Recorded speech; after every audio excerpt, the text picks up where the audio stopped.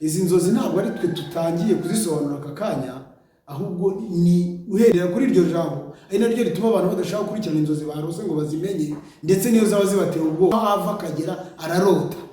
Ariko kenshi abantu umwana wawe cyangwa se ukabona umwana wawe bari kumutwara, burya uvuga kuri icyo gusa kurota ubona ufite umwana mu bakirisitu bisobanura kumutuka, ukabona abaturage bari gutuka umwana wawe, marayika w'Imana araza akagutembereza akakwereka ibi aho ngaho ubona umwana wawe ziri kumwirukaho, ni ikimenyetso arota abona afite umwana ndetse akabona ari konsa umwana. Ibyo bitandukanye na imitima yaciravye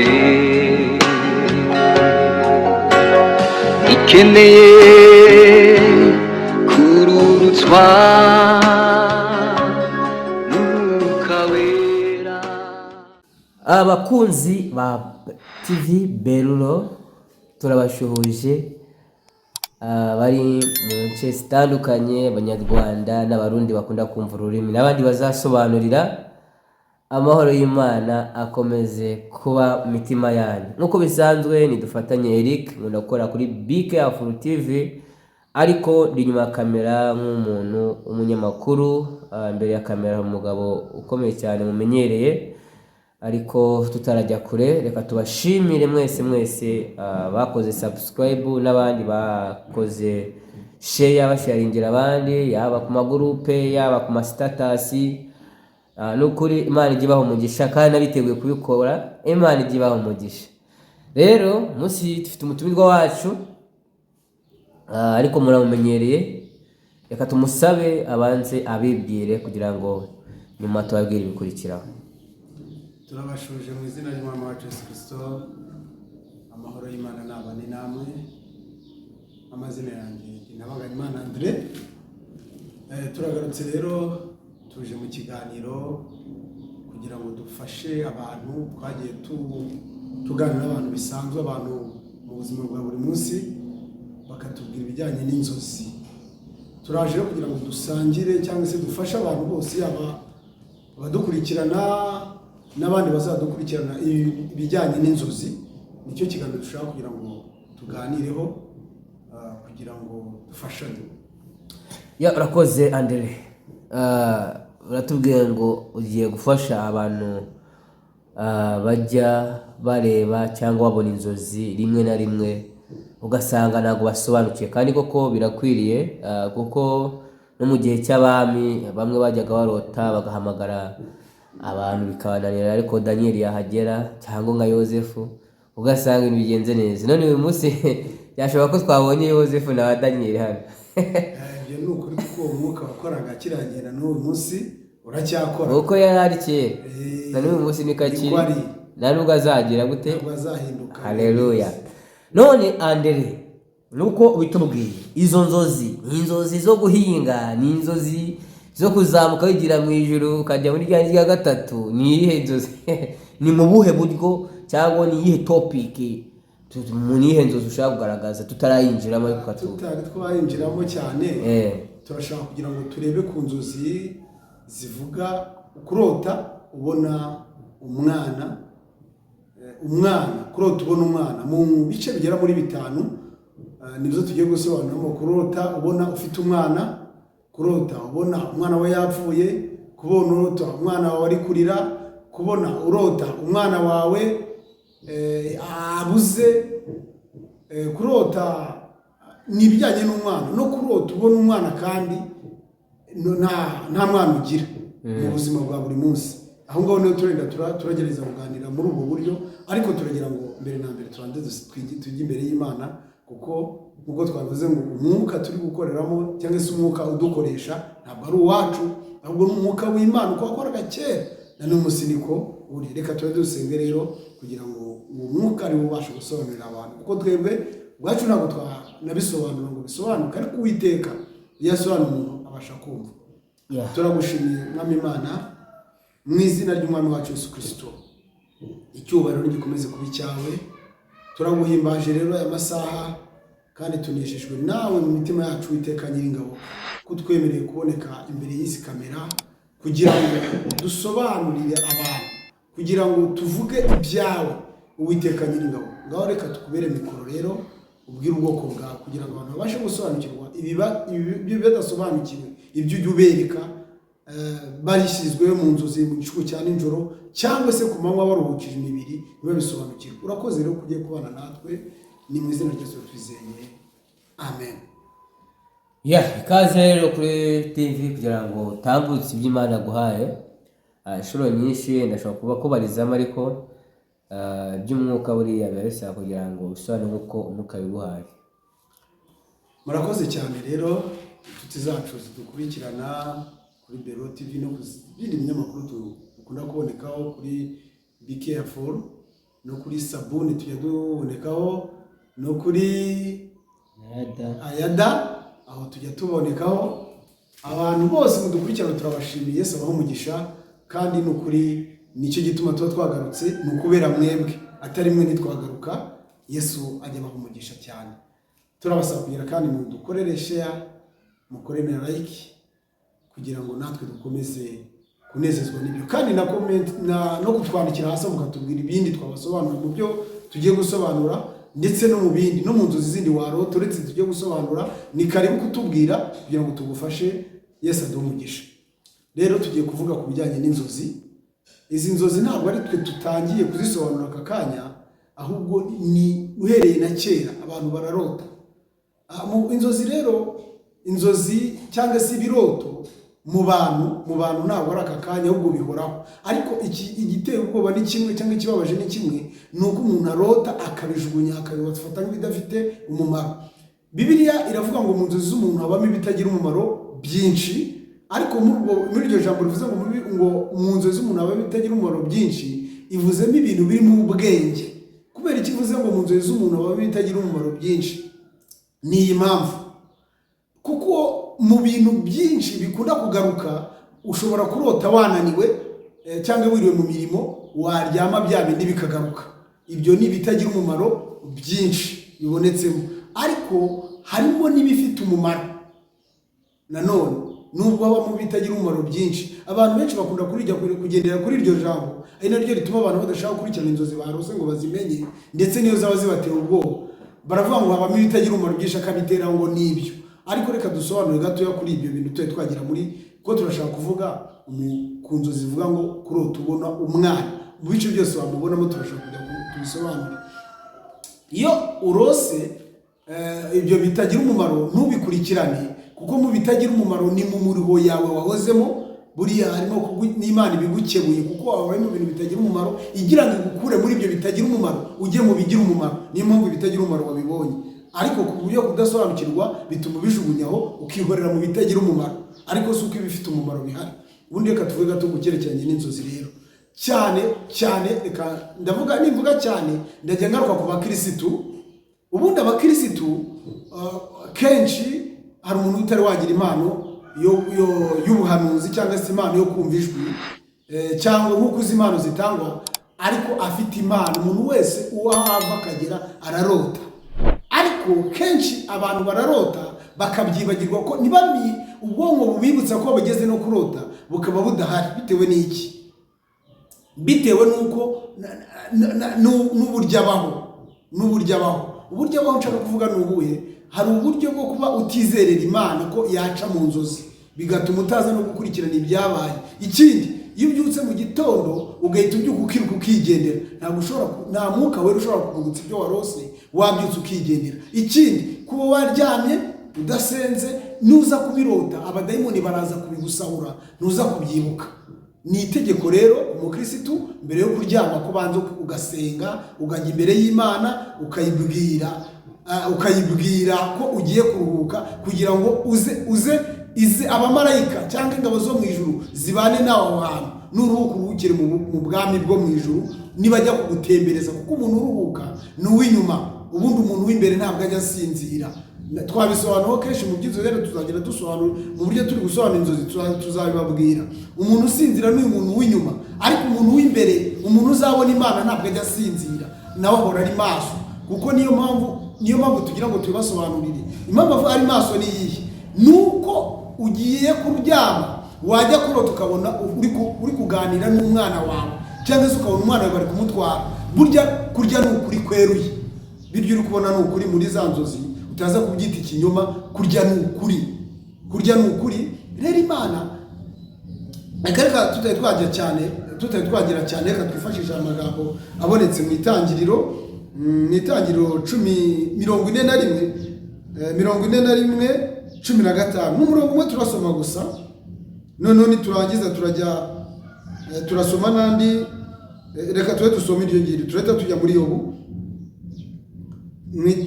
Ndashaka kugira ngo umuvandimwe nawe adufashe adusomere 41:15.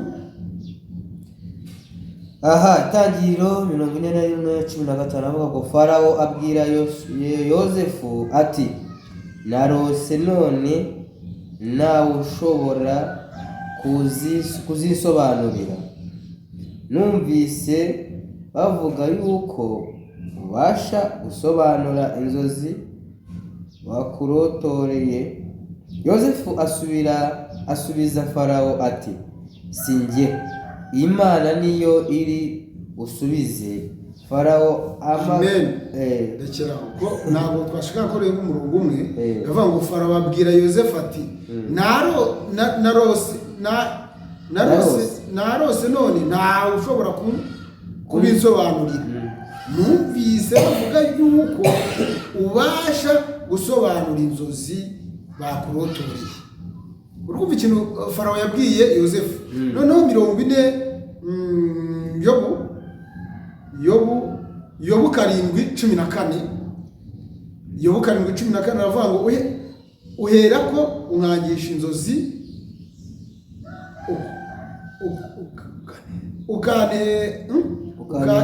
ukanesha ubwoba n'ibyo narose. Ubwo n'Uwiteka Yobu yarimo avugana n'Uwiteka, aravuga ngo uhera ko ukankangisha inzozi, ukanesha ubwoba n'ibyo narose, ukaneresha ubwoba n'ibyo narose. Ntabwo rero ari we wenyine muvandimwe ujya utera ubwoba n'inzozi warose. N'uyu nguyu urabona yagize ikibazo cyo kubona aterwa n'inzozi. Yobu ngo yaterwa ubwoba n'inzozi yarose. Aha tugiye kuvuga ku nzozi. Inzozi zijya zitera umuntu ubwoba. Reka rero dusubire inyuma tugende tuganire ko tugiye kuganira ku kijyanye n'umwana, kurota ubona umwana. Twavuze mu bice bigera muri 5, kurota ubona ufite umwana, cyo ni icya mbere. Ubwo turi mu bakirisitu, reka tubanze tuvuge kuri icyo gusa. Kurota ubona ufite umwana mu bakirisitu bisobanura uri umukirisitu kurota ubona ufite umwana. Ariko no mu bapagani ushobora kurota, ku muntu utari wizera Yesu ushobora kurota ubona ufite umwana, ariko bitewe n'ibice bibiri.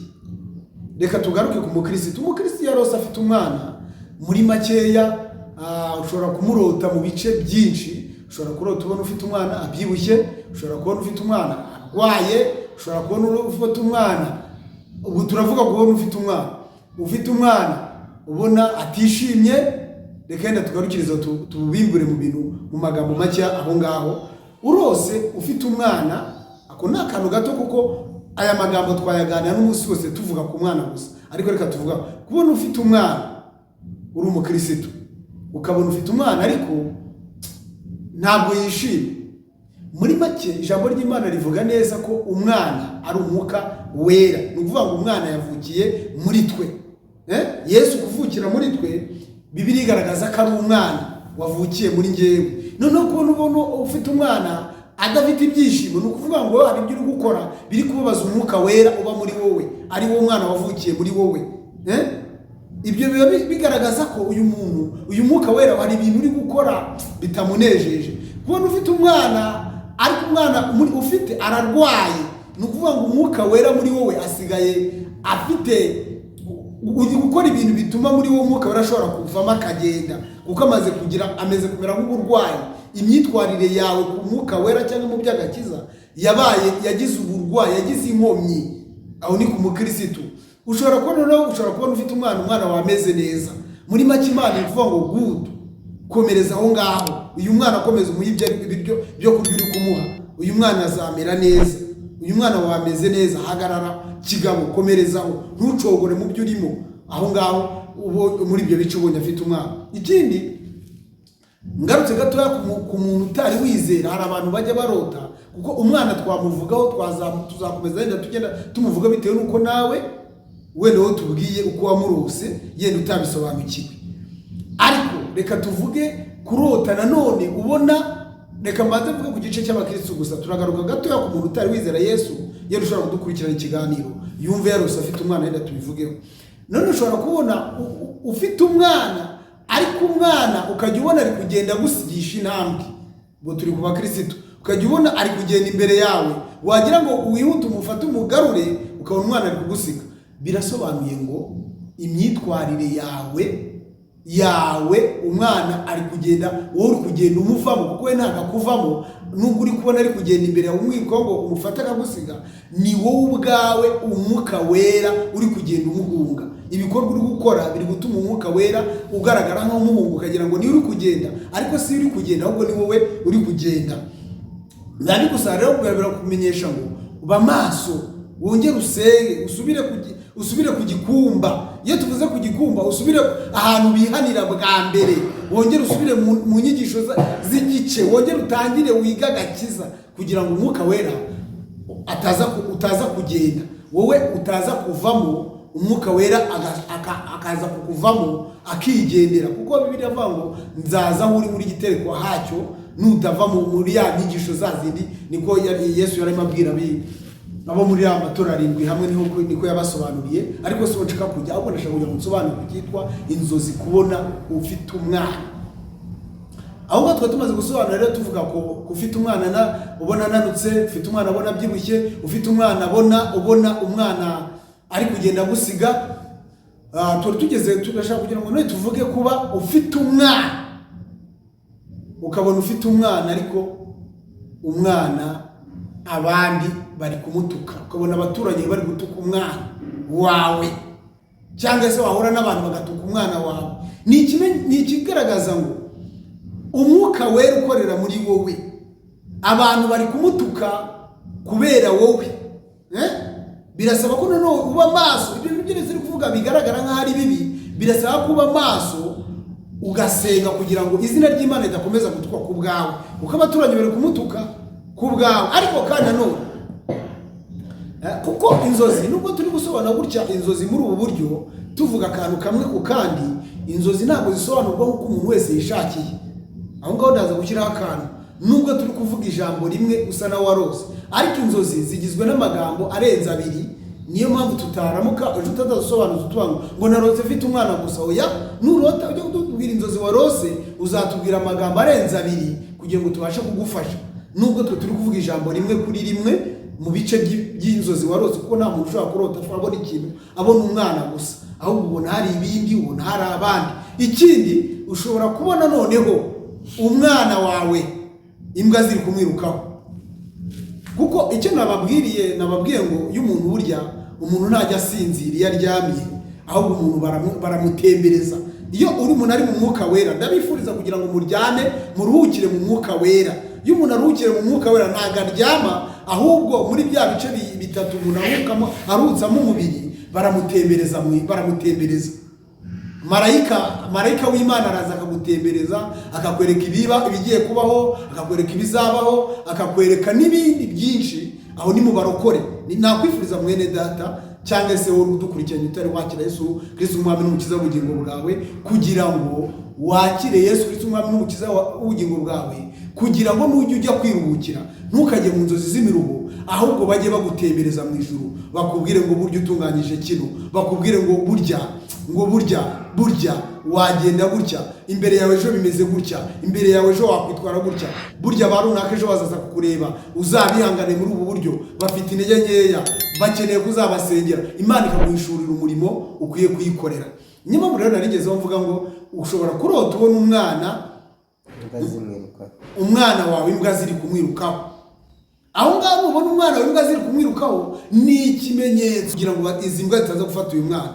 Nicyo buriya ijuru ryari ririmo rikumenyesha, kuko mu nzozi Imana ivugana cyane n'abantu mu nzozi cyane cyane nko muri iyi minsi y'imperuka Imana iri kuvugana n'abantu mu nzozi. Bitewe n'iki? Bitewe n'uko abantu birirwa muri imirimo y'isi bakananirwa, bananirwa kubera ko Imana yacu ari umubyeyi, Imana ari urukundo. Imana kuko yakubuze ku manywa yiriwe iguhiga ngo ikumenyeshe ibigiye kubaho, ikumenyeshe ibyago bigiye kugutera, ikumenyeshe uko ukwiye kwitwara, ikumenyeshe uko wajya kuburira abarimbuka, kugira ngo nawe uzabone umugabane uzakayangane nk'inyenyeri yo mu kirere, kuko wahindura benshi mu gukiranuka. Ariko ikakubura kuko wiriwe mu mirimo y'isi, none ikagutegera, ikaza kugutegereza uruhutse.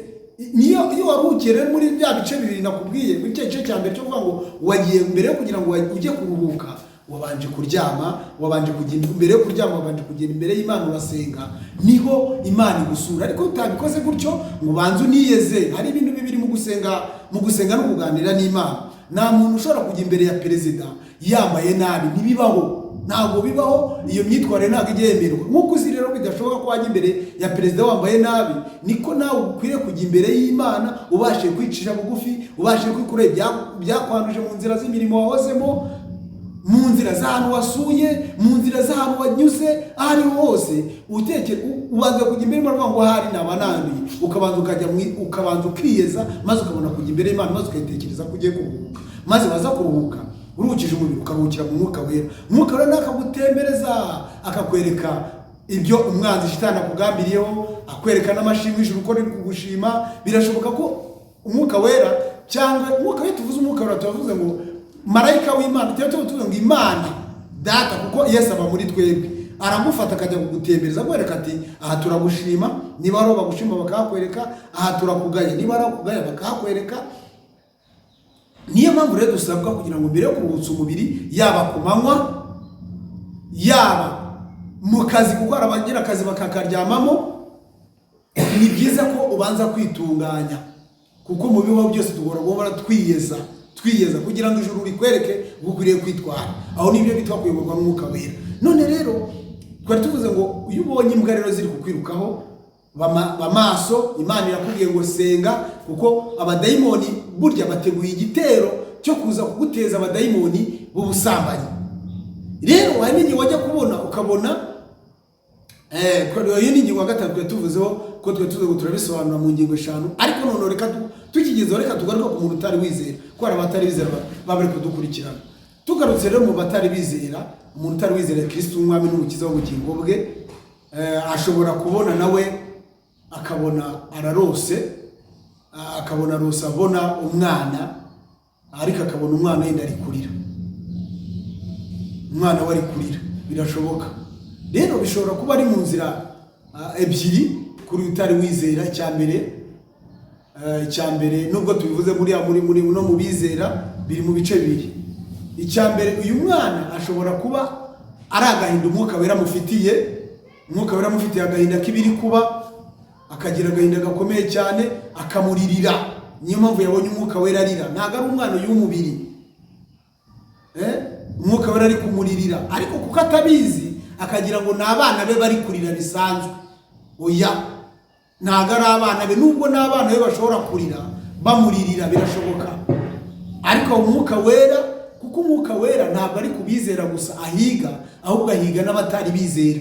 Ahora ahiga cyangwa ahora ahamagara n'abatari bizera ngo barebe ko nyamara bahindukira. Kuko rero Imana yasutse Umwuka wayo ku bantu bose, n'abapagani babasha kurota iby'ijuru nubwo batabisobanukirwa, cyangwa se abatari bizera Yesu Kristo babasha kurota iby'ijuru ariko niba bisobanukirwa. Niyo mpamvu rero tugusabye muvandimwe, mwene data, ushobora kurota inzozi sizi gusa, ahubwo ushobora kurota ibi dusuze ni gatoya cyane k'ibyo abantu barota. Turagerageje kugira ngo tuvunagure mu magambo make k'ibyo abantu barota. Nawe ushobora kurota ibindi, ugize ibindi urota watwandikira ukatubwira ngo narose meze gutya, mwamfasha, twagufasha n'Umwuka Wera ari muri twe akadufasha tukagusobanurira izo nzozi. Rero hari n'ikindi navugaho yenda ku bantu, reka ngaruke mu bizera barose. Hari abantu bagize Shitani yafunze, cyangwa se batari bagira umugisha wo kubona urubyaro.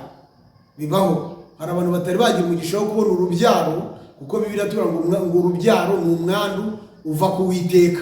Naho ni umugisha Imana itanga. Mu migisha Imana itanga, imigisha Imana itanga ari myinshi. n'urubyaro naho n'umugisha. Ariko umuntu akajya akabona ararose, akarota abona afite umwana ndetse akabona ari konsa umwana. Ibyo bitandukanye na biriya twarimo tuvuga wabonye ari konsa umwana. Aho ngaho tugeze abonye ari konsa umwana ni mu ruhande rw'umubiri.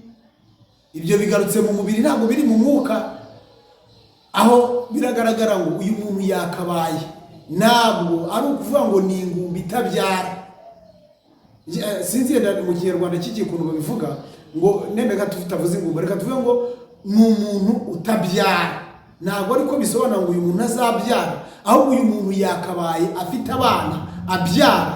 Ariko dore buriya ni nk'Imana igutungira urutoki, dore abadayimoni bafunze urubyaro rwe ngo atabona umugisha, azahore yiganyira, azapfa arimbutse.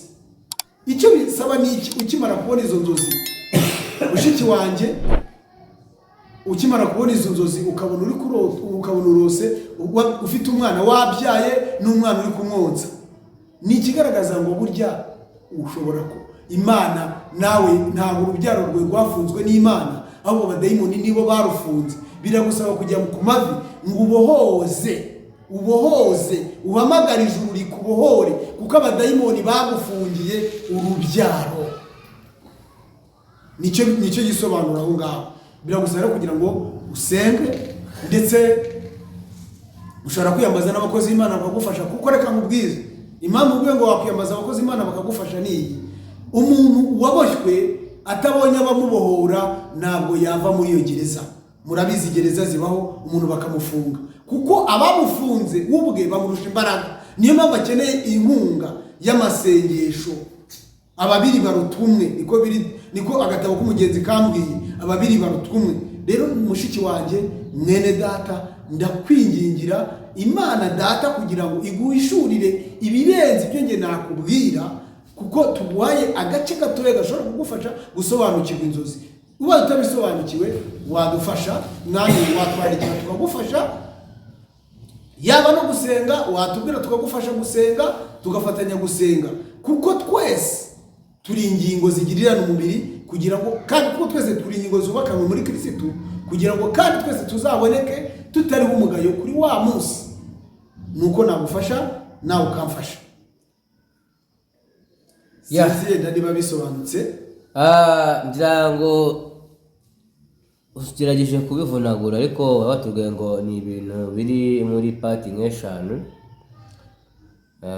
Ibyo byose uzagenda ugaruka bitewe noneho n'abantu bazaba murambabarira narwaye agakorora. Abantu bazagera batubwira ibyo barose kugira ngo ushobore kubasobanurira, niho bizagera binoroha cyane. Watanga nimero. Turabashimiye rero.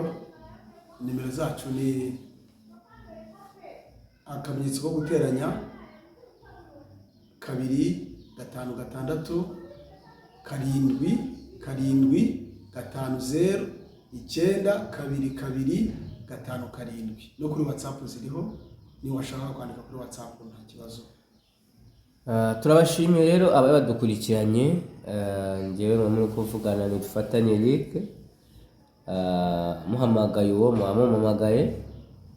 Rero reka tusabe n'undi mukozi w'Imana, nk'uko hari ubutumwa amaze gutambutsa cyangwa inzozi amaze guhishurira abantu bamwe namwe, asengera buri wese uzumva iki kiganiro kugira ngo ashobore guhishurirwa no kumenya no gusobanukirwa. Hari ikindi, reka tubasabe buri wese ufite icyo arota kumva kiramuyobeye yaduhamagara tukamusobanurira twifashishije Bibiliya na Mwuka Wera, uko ari we udushoboza byose. Niko Pawulo yavuze ngo dushobozwa na Kristo, kandi Kristo n'Umwuka Wera ntibitandukanye. So rero watangira usengera abo bantu tugasoza ikiganiro nakagaruka. Mwami Imana, mu izina rya Yesu Kristo bagushimiye. Twarimo tuganira ku byerekeranye n'inzozi. Mugaragu wari mu gereza, abavandimwe barose inzozi zirananirana, ntibazibatera ubwoba, barazibasobanurira. Bageze hanze babwira umwami ibyo baboneye muri gereza. Nawe umwami arose inzozi ziramunanira, ariko yiyambaza umugaragu wa Yosefu aramusobanurira kubw'umwuka wawe wabaga muri we.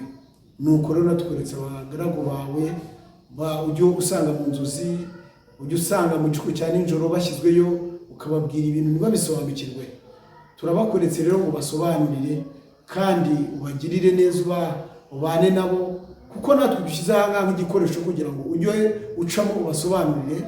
Nuko Mwami Imana turabigushimiye kandi turakwinginze kugira ngo ubane n'umwe wose ahari, umufashe umugirire neza kandi ubahe kuzibuka, kugira ngo Mwami Imana bamenye icyo ubwira abantu, bamenye icyo umwuka avugana n'abantu muri iki gihe gisembayo, igihe cy'imeruka, igihe kiruhije, igihe gikomeye. Turagushimiye rero kuri Imana yumva kandi kugiye kugira neza buri umwe wese, ni mu izina rya Yesu twizeye, amen.